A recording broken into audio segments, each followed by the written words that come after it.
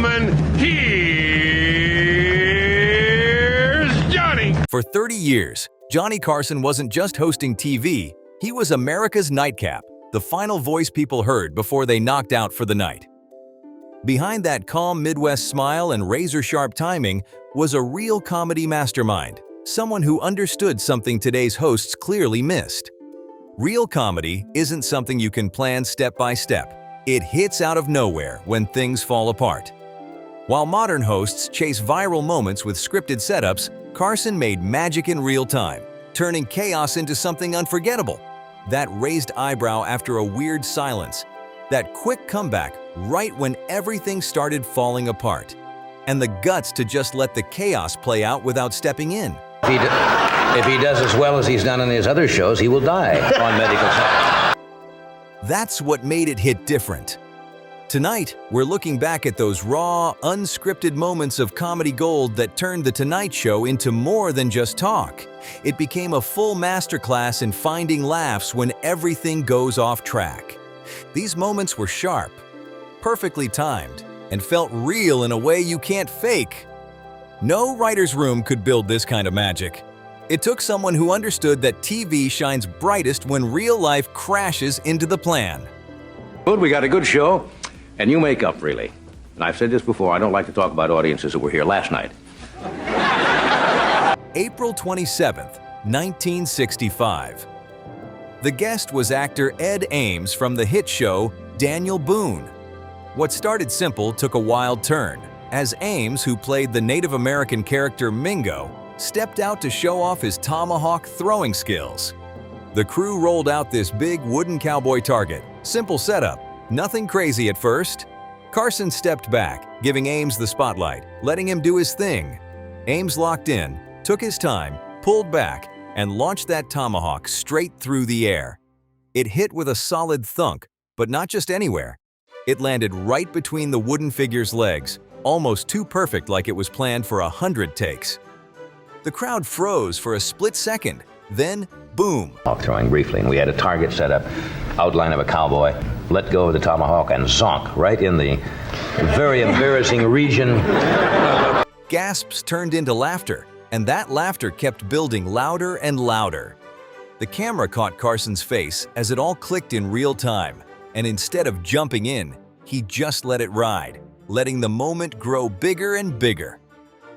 Then, right when the crowd hit its peak, Carson stepped in, looked at where that tomahawk landed, and dropped the line with cold, perfect timing. "I didn't even know you were Jewish." The place went wild, laughter exploding into total chaos. People couldn't even control themselves.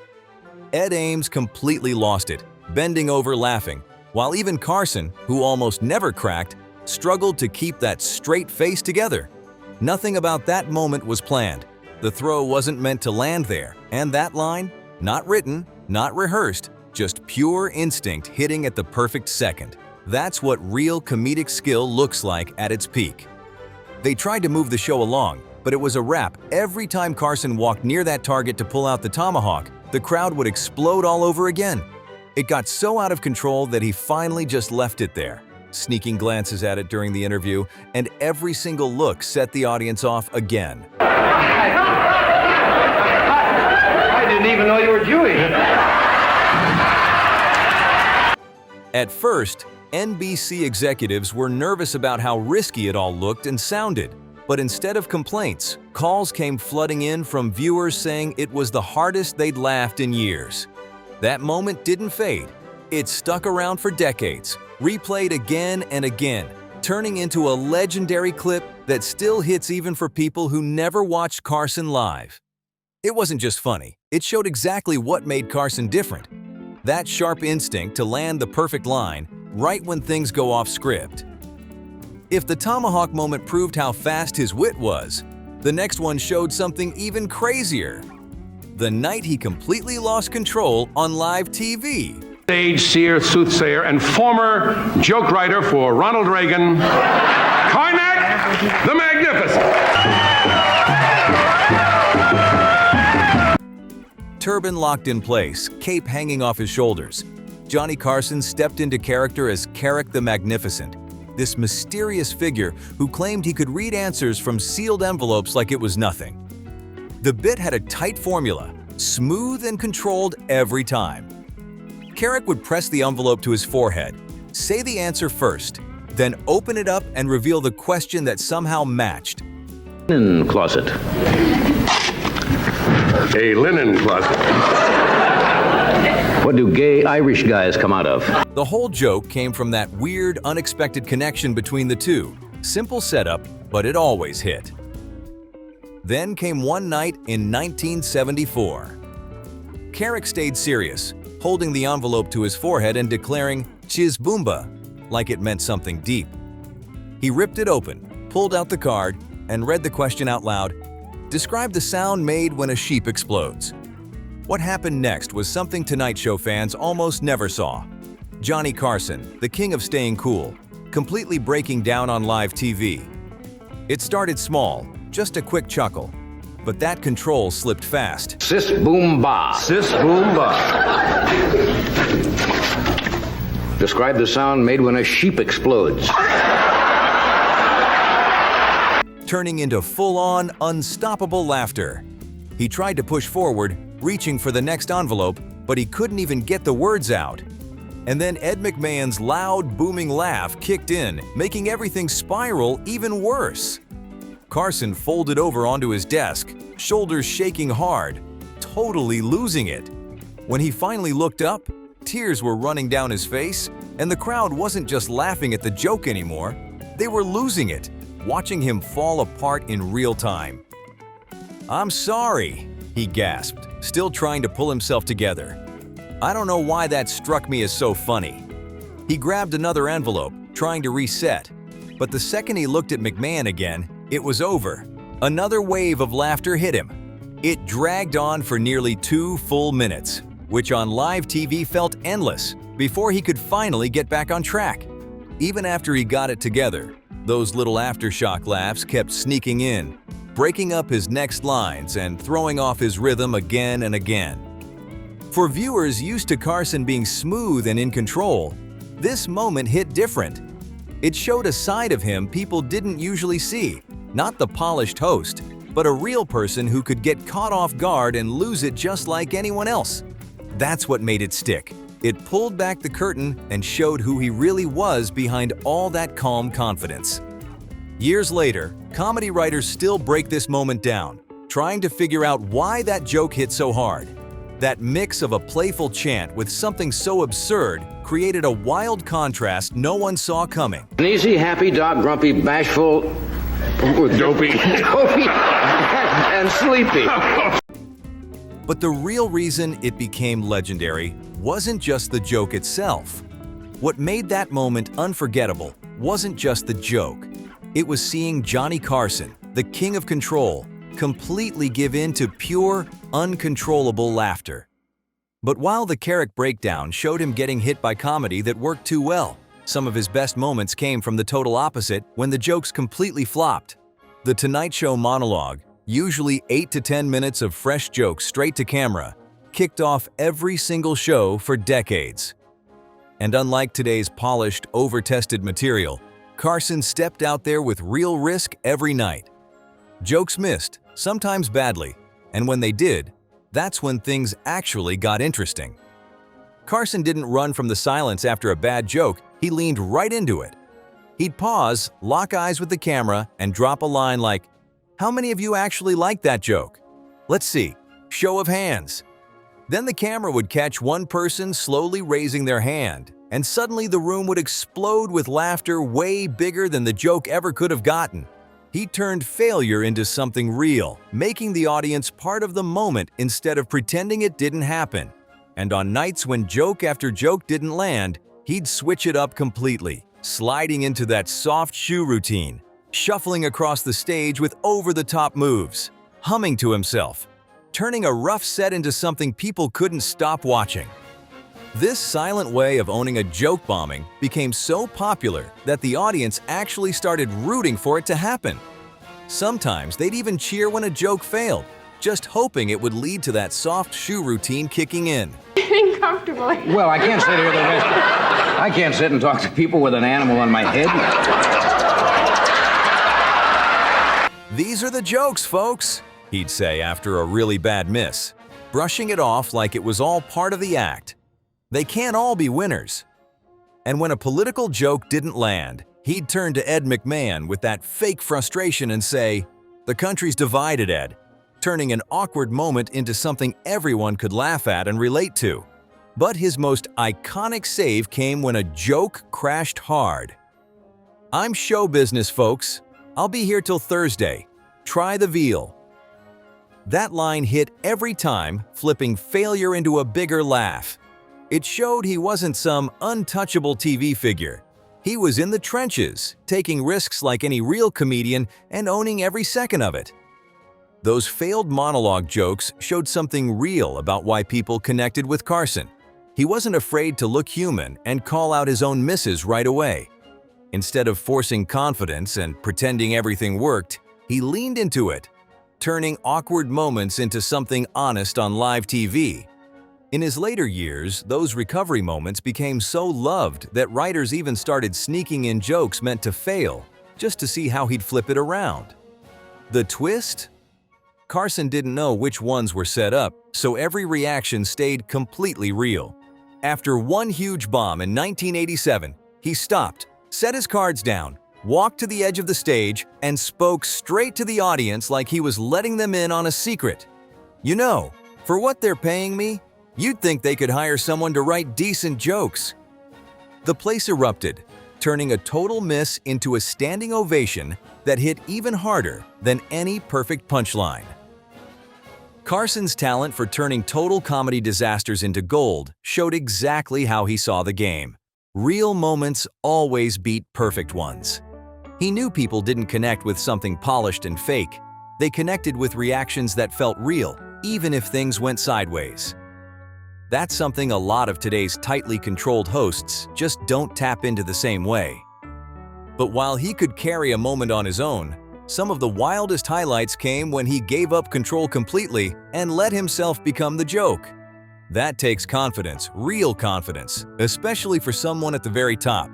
He could have stayed untouchable, kept that cool image locked in, but instead, he opened the door for others to come at him directly. And nobody did it better than Rickles. He'd walk out, greet Carson like everything was friendly, then flip the switch instantly and go straight into sharp, relentless jokes. "You've had some bad breaks," he told Carson once, bringing up his divorces. "I'm married 10 years and I got a great wife. You're a jinx. I'll roll the dice again." And Carson loved it. He'd lean back, cigarette in hand, laughing harder than anyone, completely enjoying getting torn apart on his own show. As Rickles went in on everything, Carson's marriages, his money, even his friendships, he didn't hold back at all. "Nobody really likes you, Johnny," Rickles would say. "They just want to be on television." It was sharp, direct, and somehow it always landed. But where Rickles came in loud and aggressive, Rodney Dangerfield brought a totally different energy, fast, nonstop, firing off self-deprecating lines one after another. "I tell ya, I get no respect. I told my doctor I broke my arm in 2 places. He told me to stop going to those places." The jokes just kept coming, no pause, no break. And during all of this, Carson almost disappeared into the background. He'd lean back in his chair, letting Dangerfield take over completely, like he was just another fan watching the show. His reactions made it even better, eyes watering, sometimes hitting the desk when a joke really connected. After one especially non-stop run, Carson could barely pull it together, still laughing as he tried to speak. "Do you—" He tried to get the question out, but kept breaking down, laughing all over again before finally pulling it together. "Do you write all these yourself?" he asked. And Dangerfield didn't even pause, firing right back, "No, Johnny, I pay a guy to follow me around and get no respect for me." Moments like that showed something real about Carson. He didn't care about being the one getting all the laughs. While other hosts might try to stay on top or steal the spotlight, he was cool stepping back and letting the guests take over completely. He understood what people actually tuned in for, not control, but the space for real comedy to happen. And that same energy didn't just go to big names, it carried over to new comedians too, where one strong reaction from Carson could flip someone's entire career overnight. The stage at NBC's Burbank studio had seen it all, but nothing like what happened on October 23, 1981.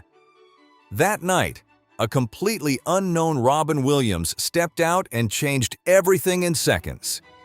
He didn't walk on calmly. He came in like pure chaos, moving nonstop, jumping, crouching, flipping between voices, characters, and ideas so fast it was hard to even process. The audience was trying to keep up. Carson was trying to keep up, and nobody could slow it down. Then he spotted Japanese text on a newspaper sitting on Carson's desk and instantly turned it into a wild bit, shifting into a fast-talking businessman before snapping into a totally different routine about chihuahuas in a cup. The crowd could barely breathe from laughing, and the camera locked onto Carson's face as he tried to keep up with the madness. Eyes wide, mouth slightly open, leaning forward in his chair, Carson wasn't just watching, he was completely locked in. This wasn't that polite attention he usually gave new comics. This was real shock, like even he couldn't believe what he was seeing. When Williams finally slowed down and made his way to the desk, Carson said exactly what everyone was thinking. "God, you're weird." And it wasn't an insult. It landed with this mix of respect and disbelief. Then came the signal that mattered most. Carson invited him to sit, a move that meant, "You made it." But Williams didn't slow down at all. Within seconds, he was back at it, grabbing props off Carson's desk and spinning them into brand new bits on the spot. And instead of trying to take control, Carson just leaned back and let it happen, giving the stage over completely to that wild, non-stop energy. That move said everything about him. He cared more about real comedy than being the center of attention. Then, not long after that explosive moment, a totally different kind of comic stepped in. Jerry Seinfeld. Calm, precise, and focused on everyday observations. Have you ever noticed the things they sell in drugstores that just stay there forever? Seinfeld stepped in with something completely different. A tightly built routine about random products sitting forever on drugstore shelves. Where Williams was all movement and chaos, Seinfeld barely moved at all. Calm, steady, every word placed exactly where it needed to be. And even with that total shift in style, Carson's reaction didn't drop for a second. He was just as into it, showing he respected great comedy no matter how it showed up. When Seinfeld wrapped up, Carson gave that quiet but powerful signal, the OK sign, and invited him over to the couch. That one move spoke volumes. People in the industry knew right away. That was a career-changing moment. Years later, Seinfeld said it meant more than any award he ever got. Getting Carson's approval wasn't small. It was like being officially stamped as the real deal. Suddenly, you weren't just another comedian trying to make it. You were someone Johnny Carson thought was funny, and that changed everything overnight. These moments proved Carson had a sharp eye, spotting talent in totally different styles and knowing exactly when he was watching something special.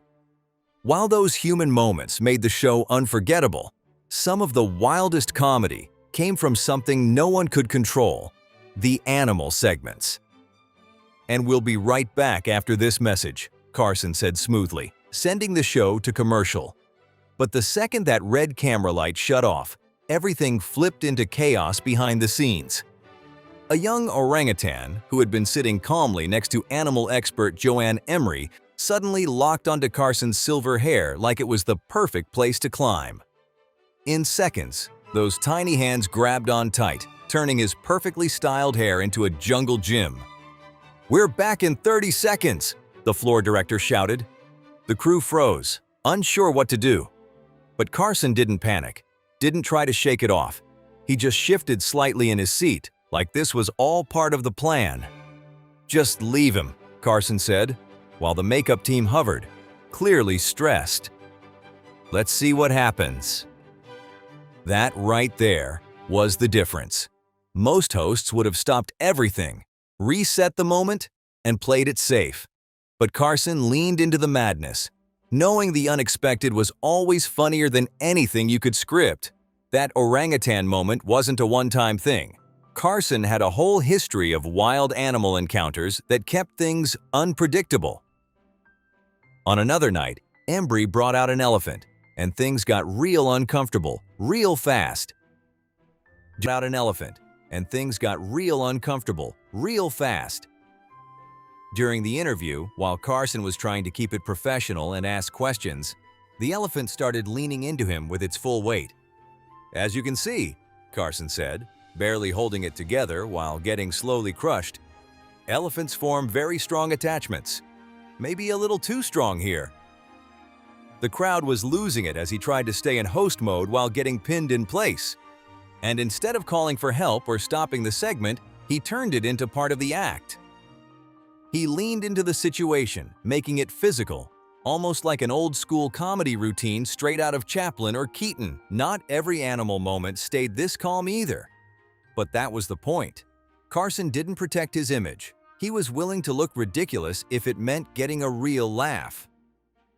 As producer Fred de Cordova later explained, the reason it worked was simple. Carson never acted like he was fully in control.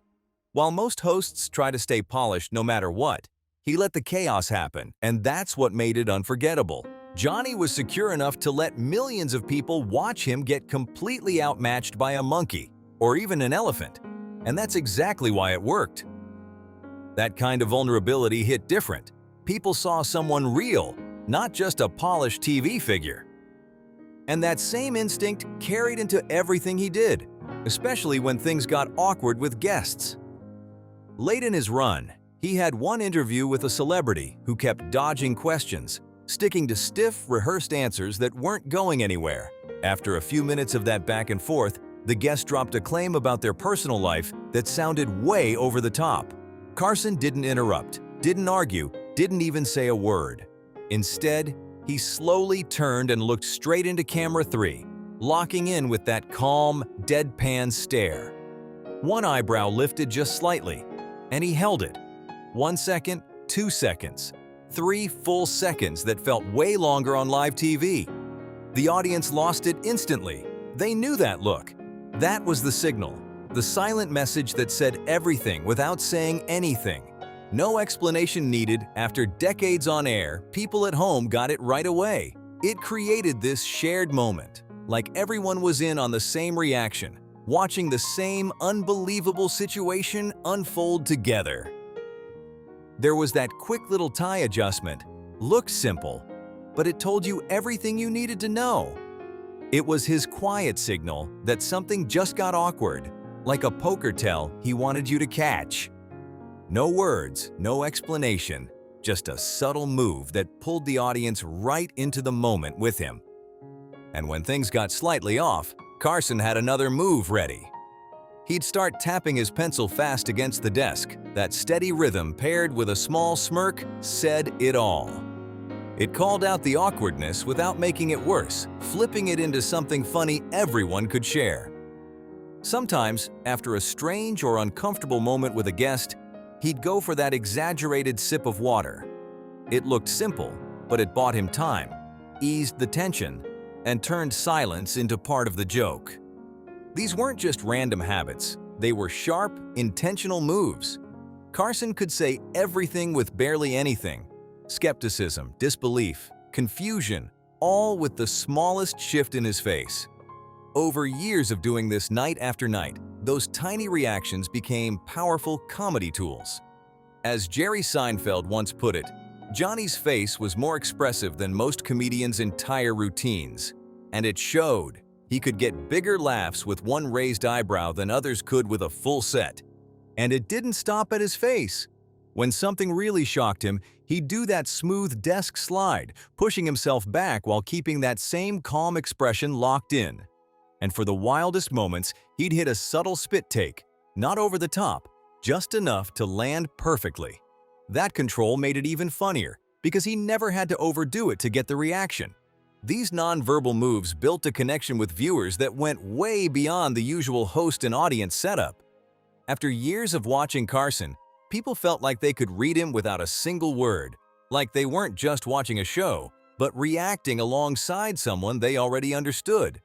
As Ellen DeGeneres once said, Johnny didn't need punchlines because he turned his whole body into a comedy instrument. And he played it perfectly every time, hitting the exact note for whatever moment came his way. That level of control made even the smallest gesture feel powerful. And just when people thought they had him figured out, he'd flip it. Sometimes, after a shocking comment from a guest, he'd give nothing, no reaction at all. Just a straight face, holding it longer than expected. And somehow, by the end of his run, Carson had mastered something most never reach, getting huge reactions from the smallest moves. It all came down to one simple idea: less really is more. If you enjoyed this, make sure to like, subscribe, share, and drop a comment below.